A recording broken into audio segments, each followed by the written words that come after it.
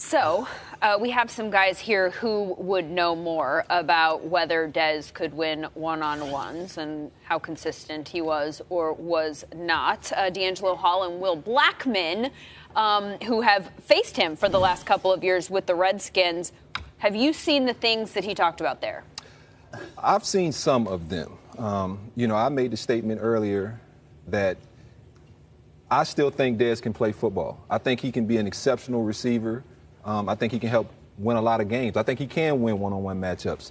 I also think Dez needs to realize where he's best suited. I said he needs to go inside and play in that slot role. He's not a guy. He's never been a real fast guy. He's always been a more powerful guy than he has been fast. And so I like to see him inside where he can use that strength and his ability to run after the catch, and just run more option routes instead of downfield. He's not running past anybody now. But I think he still can play in this league, absolutely. I can say that I have won some battles versus Dez, and I have lost some battles versus Dez.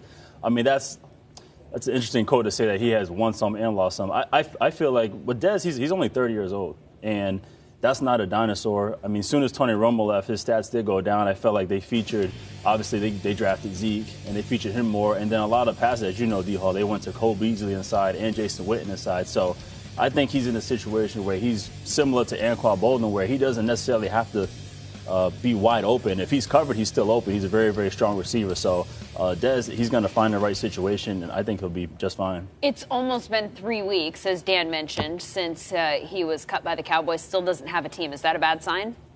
You know what? I'm in a situation right now where I worked out for 4 teams, and a lot of them told me, hey, you know what? Let us go through the draft, and then after that, let the young guys go through rookie minicamp, and then we'll see what we need. And I think right now, Dez is in that same situation where let the teams draft who they want, let them see who they have in minicamp, and then after that, he'll find the right situation. Dez is in no rush to go anywhere, as I don't think he should be, and he'll find the right situation.